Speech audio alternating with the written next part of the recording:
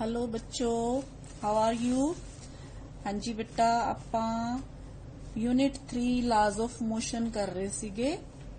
Last जड़ा अपना lecture सी वो सी बेटा इक्विलिब्रियम ऑफ कंकरेंट फोर्सेस दे उपर। ठीक है, इनदे बारे आपां डिस्कस किया। अज आपां इसे टॉपिक नू कंटिन्यू रखते हुए इहदे नाल रिलेटेड एक होर इंटरस्टिंग एग्जाम्पल करांगे बेटा। वो है कनैक्टेड मोशन नाल रिलेटेड। ठीक है, जिवें तुसी देखदे हो बेटा, पुलिस देखदे हो, पुली हुंदी है ना, जिवें कुएं दे विचों पानी कड्ढण वास्ते बाल्टी नू आपां नीचे लैके जाने आ, खिचदे आ जिहदे नाल। ठीक है, इदां दी मोशन किवें हुंदी है, आपां एक पासे वेट लटका दिंने आ, दूसरे पासे फोर्स लगाने आ। इदां दीयां जिहड़ियां एग्जांपल्स है अज आपां एक दो डिस्कस करांगे इहदे विच। ठीक है बेटा, तां अपना जिहड़ा पहला एग्जांपल है बेटा, देखो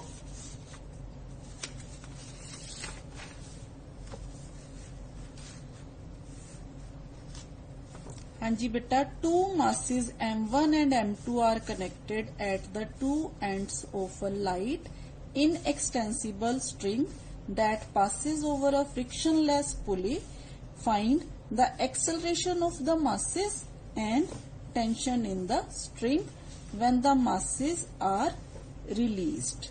ठीक है, एग्जाम्पल समझो बेटा। वैसे पहला उन्हें की क्या, उन्हें क्या टू मासिस है जिहड़े वो कनैक्टेड है एक पुली दे थ्रू। अपने कोल आ एग्जाम्पल है बेटा, मान लो अपने कोल आ एक पुली है। ठीक है, इहदे नाल दो मासिस है जिहड़े वो कनैक्टेड है। ये मान लो बेटा अपने कोल m1 मास है। ठीक है, दूसरा मास है जिहड़ा अपने कोल मान लो m2 है।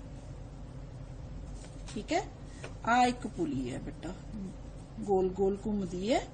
ठीक है, ये मान लो इनकी एक्सलरेशन इस पासे है। ठीक है, ये इनके घूमन दा की है, आ देखो प्रॉब्लम समझ आ गई बेटा। ठीक है, आ अपने कोल पुली है। ठीक है, तो आपां इदां दी एक जिहड़ी है डायग्राम कंसीडर कर ली। हुण आपां इहदे च देखांगे बेटा tension T in the string की है। ठीक है, आपां the tension T in the string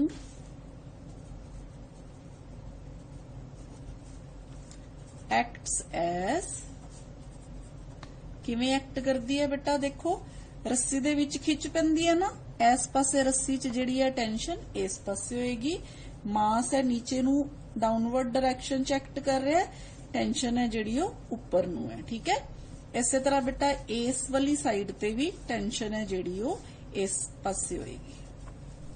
ठीक है, तो आपां ये कंसीडर कर लिया सिस्टम। ठीक, आपां मान लेने आ कि जिहड़ा सिस्टम है वो किवें मूव कर रहा है, एक्सलरेशन ए नाल मूव कर रहा है। This is a acceleration. ठीक है, let system moves with acceleration a. ठीक है, हुण आपां की करांगे बेटा, आपां इस केस दे विच फ्री बॉडी डायग्राम है जिहड़ी वो ड्रॉ करांगे। ठीक है, फ्री बॉडी डायग्राम किवें ड्रॉ करांगे आपां पिछले लेक्चर विच भी डिस्कस कीता सी। जिवें इस पार्ट वास्ते आपां अलग ते इस पार्ट वास्ते आपां अलग किहड़ियां फोर्सेस है जिहड़ियां वो एक्ट कर रही हैं, वो आपां इहदे च देखांगे। सब तो पहला बेटा आपां m1 मास दी गल करदे हां। आ अपने कोल m1 मास है। ठीक है, हुण m1 मास च बेटा एक तां m1g है जिहड़ा इहदा मास, नीचे वेट है जिहड़ा इहदा डाउनवर्ड डायरेक्शन च एक्ट कर रहा है। ठीक है, weight is again a force. ठीक है, तो इस तरह बेटा दूसरा की सी अपने कोल tension. This is tension, this is also force, ये ऊपर नू एक्ट कर रही है। ठीक है, हुण देखो एक्सलरेशन किधर नू जा रही है, इधर नू जा रही है ना, तो इहदा मतलब इस केस दे विच एक्सलरेशन जिहड़ी होएगी वो इस डायरेक्शन च होएगी, तो फोर्स दी डायरेक्शन फिर की होएगी, इस इदां होएगी। ठीक है, तो हुण ये सारे सिस्टम दे उपरों बेटा, ये सारे सिस्टम च जे आपां फ्री बॉडी डायग्राम दी गल करिए, ठीक है, फॉर मास m1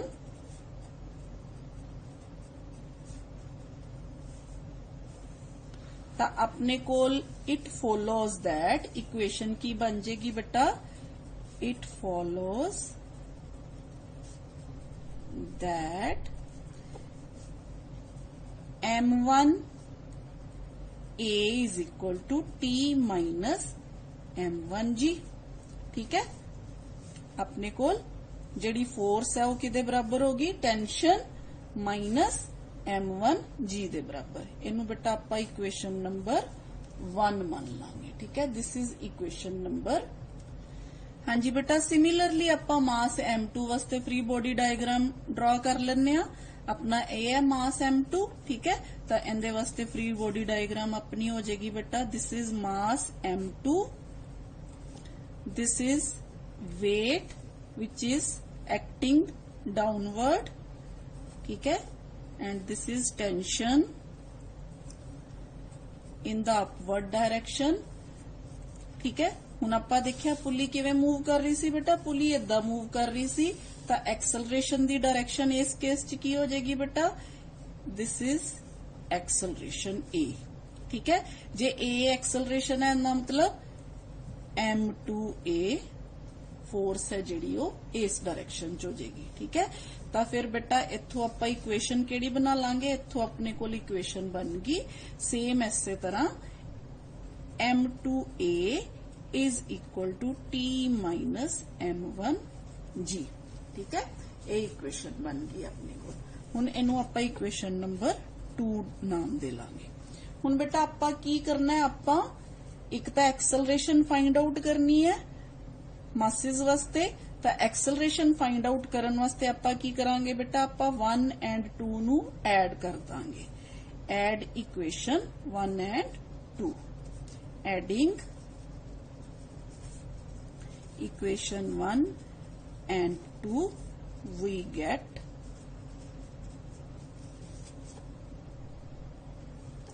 देखो m1 प्लस m2 ए कॉमन आ गया। ठीक है, सेम दूसरे पासे अपने कोल की आ गया बेटा m2 minus m1 g common आ गया। ठीक है, तो ਆਪਾਂ ਨੂੰ ਕੀ ਚਾਹੀਦਾ a ਚਾਹੀਦਾ a ਇਸ ਪਾਸੇ ਰੱਖ ਲਿਆ ਤਾਂ ਆਪਣੇ ਕੋਲ ਇਕੁਏਸ਼ਨ ਬਣ ਗਈ बेटा m2 minus m1 divided by m1 plus m2 into g। ठीक है,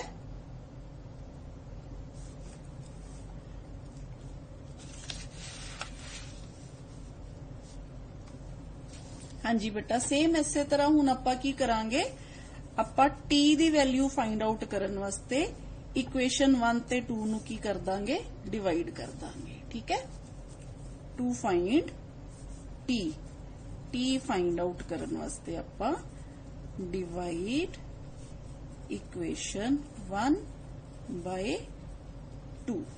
ठीक है, जदों आपां इक्वेशन 1 नू इक्वेशन 2 नाल डिवाइड करांगे ते अपने कोल आ जाएगा बेटा m1a divided by m2a is equal to t minus m1g divided by m2g minus t।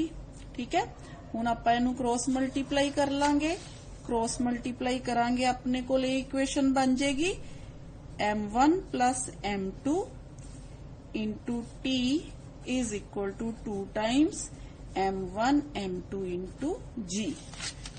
अपने को t किदे बराबर आ जाएगा बेटा t is equal to 2 times m1 m2 divided by into g। ठीक है, तो आपां टेंशन भी कैलकुलेट कर ली ते एक्सलरेशन भी कैलकुलेट कर ली इस केस दे विच पुली वाले केस च। ठीक है बेटा, हाँ जी बेटा इहदे नाल रिलेटेड आपां सेम एक एग्जांपल करते हैं। अपने कोल m1 ते m2 2 मासेस सीगे ना, आपां m1 ते m2 दी जगह ते 7 kg ते 12 kg ले लिया। ठीक है, two masses 7 kg and 12 kg are connected at the two ends of a light inextensible string that passes over a frictionless pulley. Find the acceleration of the masses and tension in the string when the masses are released. ठीक है हाँ जी बेटा, inextensible string मतलब जिन्नू आपां जे wait लटकाता उनदे नाल उनदी length है जिहड़ी वो नहीं वधदी होवे। ठीक है, इनू एहो जी स्ट्रिंग नू आपां इनएक्सटेंसिबल कह दिंदे आ। हुण देखो बेटा एग्जाम्पल सेम वही है, सेम केस है अपने कोल, यही वाला सेम केस है, बस इत्थे आपां की करना है बेटा, जेड़ा अपने कोल M1 है वो आपां ले लेना बेटा 7 kg। ठीक है, ते जेड़ा अपने कोल M2 है वो आपां की ले लेना 12 kg। ठीक है, ये दोनों लेके आपां एक्सेलरेशन ते टेंशन है जिहड़ी वो फाइंड आउट करनी है। किवें देखो, M1 is equal to 7, M2 12, acceleration दा formula M2 minus M1, M1 plus M2। ठीक है, डिवाइड करता इंटू G, तो अपने कोल 12 माइनस 7 डिवाइडेड बाय 12 प्लस 7 इंटू 9.8। ठीक है, this is 7 kg and this is 12 kg। ठीक है, तो अपने को एक्सेलरेशन आ गई बेटा 2.58 मीटर पर सेकंड स्क्वायर। ठीक है, हुण क्योंकि आपां नूं पता है टेंशन है जिहड़ी इधर भी T है ते इधर भी T है। ठीक है, तो टेंशन निकालने वास्ते आपां सिंपल कोई भी फार्मूला जिहड़ा है लगा लांगे। आपां फार्मूला चुक लिया बेटा आवला, this is for tension M1A is equal to T minus M1G। देखो इत्थे आपां फार्मूला लगाया सी ना, M1A is equal to T minus M1G। इसे ही फार्मूले चो आपां T है जिहड़ी वो कैलकुलेट कर लांगे, क्योंकि इत्थे अपने कोल M1 भी है ते M2 भी है ते जी अपने कोल A दी वैल्यू भी है जिहड़ी वो कैलकुलेट हो गई है। ठीक है, तो अपने कोल T है जिहड़ा वो किदे बराबर आ गया बेटा, M1A M1G। ठीक है, वैल्यू पुट कर दो, वैल्यू पुट करके टेंशन दी वैल्यू है जिहड़ी अपने कोल कितनी आ गई 86.66 न्यूटन। ठीक है हाँ जी बेटा, सेम एग्जाम्पल जिवें आपां हुणे कीती है सेम ओनू आपां हुण थोड़ा जिहा एक्सटेंड करदे हां। पहला आपां क्या कि आ जिहड़ी पुली है ये आपां फ्रिक्शनलैस पुली इदां ही दिखाई सी, आपां उपरों इनू फिक्स नहीं दिखाया सी। हुण आपां इस केस दे विच की कीता बेटा, बाकी सारा केस उवें ही है, पुली दे नाल M1 ते M2 2 मासिस है जिहड़े वो लटक रहे हैं, पर इत्थे एक ट्विस्ट है कि जिहड़ी पुली है वो भी की है ऊपर अटैच्ड है, यानी कि पुली दे ते ऊपर भी इत्थे भी की हो रही है टेंशन प्रोड्यूस हो रही है, इस स्ट्रिंग च भी की है टेंशन प्रोड्यूस हो रही है। ठीक है, तो हुण इनदे 3 पार्ट्स बन गए बेटा, एक मास M1, एक मास M2 जिथे फोर्सेस लग रही हैं, एक होर पोर्शन बन गया बेटा इत्थे ए वाला पोर्शन जिथे फोर्सेस लग रही हैं, यानी कि 3 इक्विलिब्रियम केसेस आ गए अपने कोल। तो आपां इहनूं वारी वारी किवें डिस्कस करांगे। पहले वाला case for mass M1 same उवें M1 एक्सेलरेशन उपर नूं है, ए वाली फोर्स उपर नूं, टेंशन उपर है, वेट है जिहड़ा डाउनवर्ड एक्ट कर रहा है। ठीक है, दूसरा case for mass M2, M2 मास वास्ते एक्सेलरेशन है जिहड़ी डाउनवर्ड एक्ट कर रही है, टेंशन उपर अपवर्ड डायरेक्शन च ते वेट है जिहड़ा वो डाउनवर्ड डायरेक्शन च। ठीक है, थर्ड केस है बेटा जिहड़ा इहदे च जिहड़ा हुण आपां ऐड कीता वो है पुली वास्ते। पुली वास्ते जिहड़ा फ्री बॉडी डायग्राम होएगी, देखो T1 टेंशन इधर प्रोड्यूस हो रही है, T1 ही टेंशन इधर प्रोड्यूस हो रही है ते T2 जिहड़ी है टेंशन ऊपर नूं भी लग रही है। ठीक है, तो बेटा जिहड़े पहले 2 केसेस है उन्हां वास्ते तो अपने कोल सिंपल इक्वेशन आ गई। ठीक है, जिहड़ी आपां पिछले केस च कीती सी, पहले 2 केसेस वास्ते, फर्स्ट केस वास्ते अपने कोल फॉर मास M1, M1 मास वास्ते अपने कोल केड़ी कंडीशन है, हाँ जी बेटा M1A is equal to T minus M1G। ठीक है, ये फर्स्ट कंडीशन होगी अपने कोल। सेम इसे तरह फॉर मास M2 सेम बेटा वही वाली condition M2A is equal to m2g minus t, क्योंकि इहदे च एक्सलरेशन है जिहड़ी वो डाउनवर्ड एक्ट कर रही है। ठीक है, इक्वेशन नंबर 2। हुण थर्ड केस दे विच बेटा देखो, थर्ड केस है जिहड़ा तुहाडा आ वाला थर्ड केस है। इस केस दे विच अपने कोल ये सिचुएशन होगी कि जिहड़ी T2 है ना वो T1 प्लस T1 दे बराबर है, यानी कि T2 है जिहड़ी 2 टाइम्स T1 दे बराबर है। ठीक है, हाँ जी बेटा, जदों आपां ये वाला केस ले लिया, एक्सलरेशन ते टेंशन हुण आपां फाइंड आउट करनी है सेम उवें पहले दो केसेस करके। जिहड़ी एक्सलरेशन है वो सेम आएगी m2 minus m1, m1 plus m2 into g. ठीक है, हाँ जी बेटा, हुण T1 टेंशन है जिहड़ी, T1 टेंशन है जिहड़ी किसी भी आवले केस चो कढ लैने आ। ठीक है, आपां सेम वही पहले वाला rule, T1 is equal to 2 times m1 m2 by m1 plus m2 into g. ठीक है, हुण थर्ड रह गई अपने कोल T2 टेंशन फाइंड आउट करनी। ए किदे बराबर है, 2 टाइम्स T1 दे बराबर, इहदा मतलब 2 times into 2 m1 m2 m1 plus m2 into g, यानी कि T2 है जिहड़ी वो किदे बराबर आ गई बेटा 4 times m1 m2 divided bye m1 plus m2। ठीक है बेटा, ए आ गई तुहाडे कोल into g. This is T2 tension. आपां T2 भी निकाल लिया, T1 भी निकाल लिया, एक्सलरेशन भी है जिहड़ी वो फाइंड आउट कर ली। किहड़े केस वास्ते बेटा, ए वाले केस वास्ते देखो। ठीक है, हाँ जी बेटा, एक होर छोटी जी एग्जांपल आपां डिस्कस कर लिए।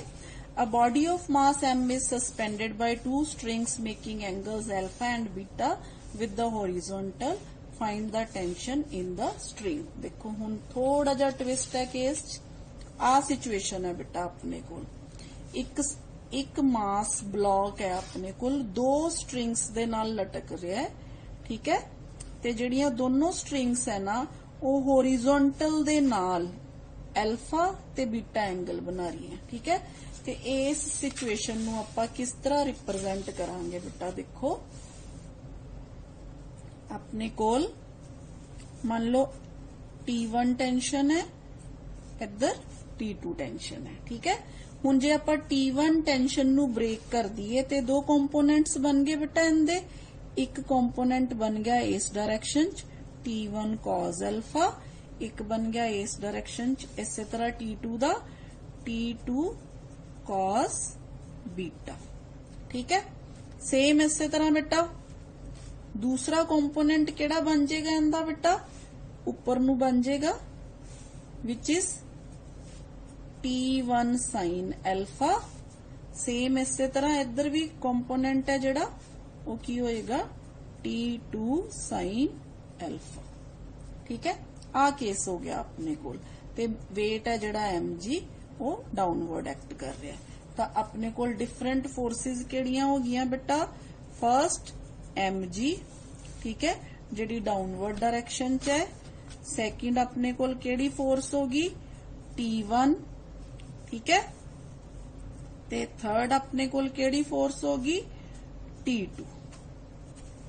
ठीक है, ए वालियां दोनों की है स्ट्रिंग दे अलोंग है। ठीक है, हाँ जी बेटा, हुण आपां कहने आ कि बॉडी इक्विलिब्रियम च है।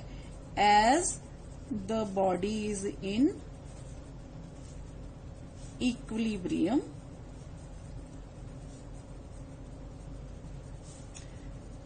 these forces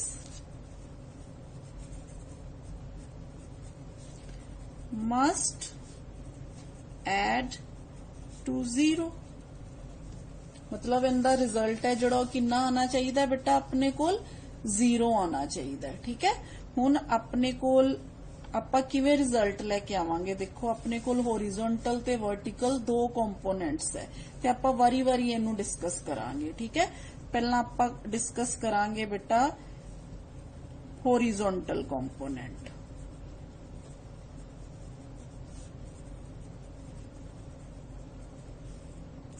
horizontal components. हाँ जी बेटा, हॉरिजॉन्टल कंपोनेंट्स केड़े केड़े है देखो, T1 cos alpha, T2 cos beta, ठीक है। ते mg दा हॉरिजॉन्टल कंपोनेंट केड़ा हो गया बेटा, mg cos pi by 2। cos pi by 2 कितना हुंदा है 0, क्योंकि है ही नहीं ना, क्योंकि वर्टिकली डाउनवर्ड है। और आपां इहनूं लिखण वास्ते इदां लिख लांगे T1 cos alpha minus T2 cos beta plus mg cos 90 degree is equal to 0। हुण आ 0 हो गया तो अपने को लेंदा मतलब T1 cos alpha is equal to T2 cos beta दे बराबर आ गया, इक्वेशन नंबर 1, ठीक है। हुण जे इस इक्वेशन चो आपां T1 दी वैल्यू कढीए ते ओह कितनी आएगी बेटा, T2 cos beta cos alpha, ठीक है। इसी तरह जे T2 दी वैल्यू कढ के रख लीए कितनी आएगी, T1 cos alpha cos beta, ठीक है। ये अपने अगे काम आएगी, आपां ये दोनों वैल्यूज है जिहड़ियां वो निकाल के रख लिया है इथों, ठीक है। 2 वैल्यूज है जिहड़ियां आपां निकाल के रख लिया। अच्छा बेटा, हुण अपने कोल आ गया वर्टिकल कंपोनेंट।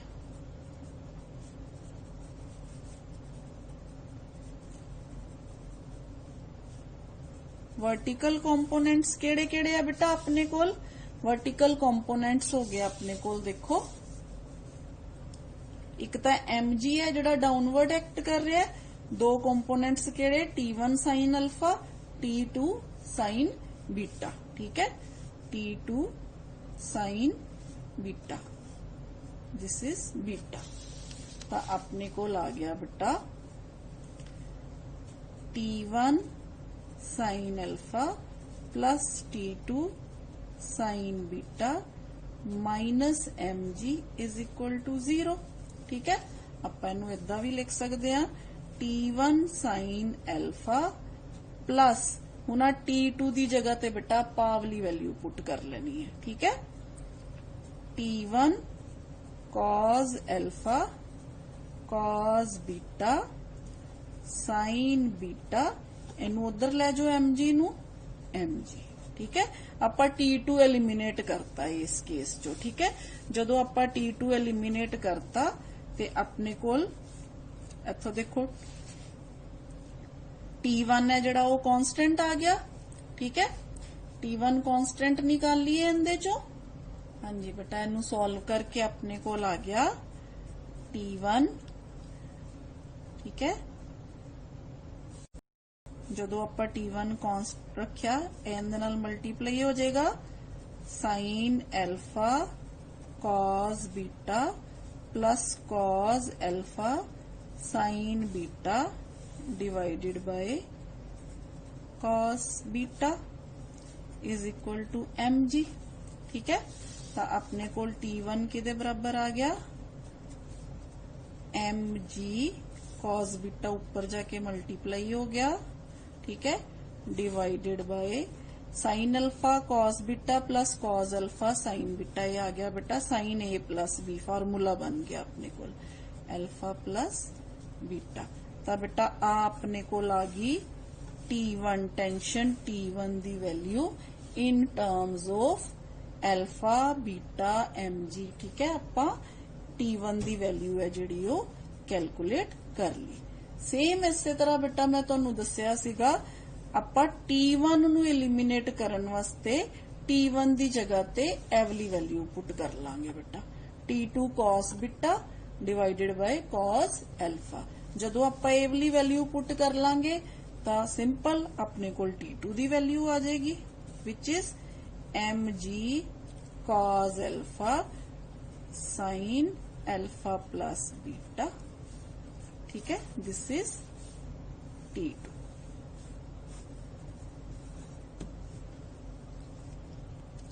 हाँ जी क्लीयर है बेटा, क्योंकि उन्हें आपां नू टेंशन पूछी सी T1 ते T2 दी वैल्यू कैलकुलेट करनी सी आपां, ठीक है।